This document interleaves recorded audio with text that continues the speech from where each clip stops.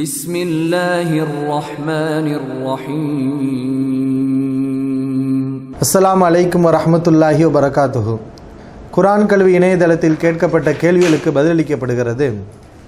வரதட்சணை கொடுத்து திருமணம் செய்யும் ஒரு ஏழை குடும்பத்திற்கு நாம் உதவி செய்யலாமா என்று ஒரு சகோதரர் கேள்வி கேட்டிருக்கிறார். வரதட்சணை என்பது மிகப்பெரிய ஒரு பாவம், பெண்களுக்கு மனித சமுதாயத்துக்கு இழைக்கின்ற மிகப்பெரிய ஒரு தீங்கு. அது ஹராம் தான். பெண்ணிடமிருந்து இஸ்லாமிய முறைப்படி திருமணம் முடிக்கக்கூடிய ஆண் பெண்ணுக்கு மகர் கொடுக்க வேண்டும். ஆனால் திருமணம் முடிக்கக்கூடிய பெண்ணிடமிருந்து கல்யாணம் முடிக்கக்கூடிய ஆண் வாங்குவது மிகப்பெரிய அநியாயம். அது குர்ஆன் ஹதீஸுக்கு முரணான ஒரு செயல். கேள்வி என்னவென்றால், நிர்பந்தமான நிலையில் ஏழை குடும்பம் வரதட்சணை கொடுத்து திருமணம் முடிக்கிறாங்க, அவங்களுக்கு நம்ம உதவி செய்யலாமா? ஏன்னா இந்த மாதிரி வரதட்சணையை பொறுத்தவரை அது ரெண்டு வகை இருக்குது.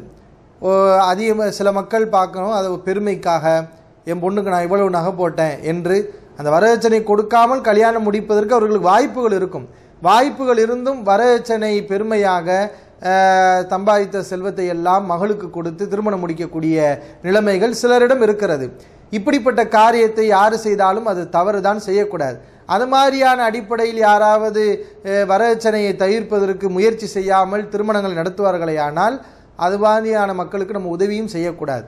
ஏன்னா அல்லாஹ் என்ன சொல்கிறான், தஆவனு அலல் பிர்ரி வத்தக்வா, நல்ல விஷயத்திலையும் இறையச்சத்திலும் நீங்கள் ஒருவருக்கு ஒரு உதவி கொள்ளுங்கள். வலா தஆவனு அலல் இஸ்மி வல் உதுவான், பாவமான விஷயங்களிலும் குற்றத்திலும் ஒருவருக்கு ஒரு உதவி செய்யாதீர்கள். அப்போ இது பாவம் என்று தெரிந்தால் அப்போ நம்ம அவருக்கு என்ன செய்யக்கூடாது, உதவி செய்யக்கூடாது. அதே நேரத்தில் இந்த வரதட்சணையை பற்றி நம்ம இன்னொரு விஷயத்தையும் இன்னொரு பார்வையும் நம்ம பார்க்க வேண்டும். எவ்வளவுதான் வரதட்சணை வாங்கக்கூடாது என்று சொன்னாலும் அல்லாஹ்வுக்கு பயந்து பல சகோதரர்கள் வரதட்சணை வாங்காமல் குர்ஆன் சுன்னா அடிப்படையில் திருமணம் முடிக்கிறார்கள். ஆனால் ஒரு சாரார் அந்த வரதட்சணை கேட்டுக்கொண்டு தான் இருக்கிறார்கள்.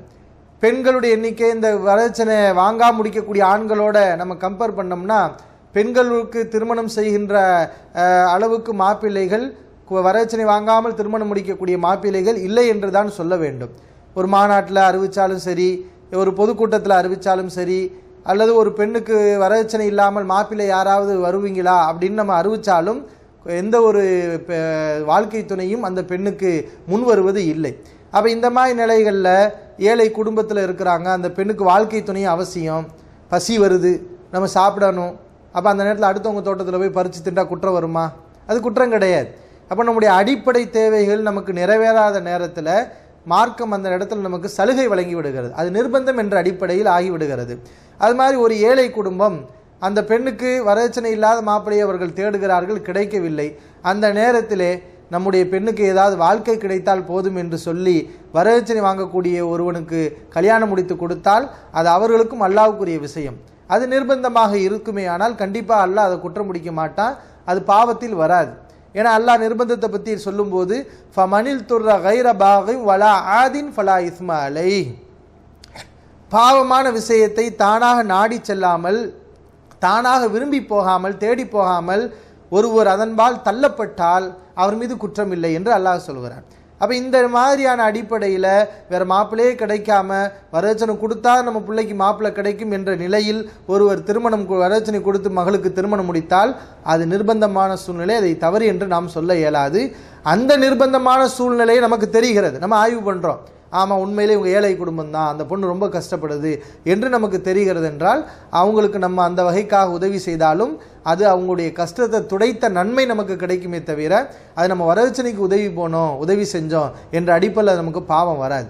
இது எப்படின்னு கேட்டால், ஒரு ஆள் வட்டி வாங்கிட்டார், அதாவது வட்டிக்கு கடன் வாங்கி வட்டியும் கட்ட முடியலை, கடனும் கட்ட முடியலை, கஷ்டப்பட்டு கொண்டு இருக்கிறார்.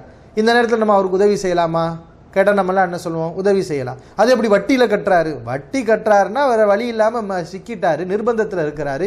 இப்போ அவருடைய கஷ்டத்தை துடைச்சி அவருடைய கண்ணீரை துடைக்கிறதுக்கு நம்ம என்ன செய்கிறோம், உதவி செய்கிறோம்.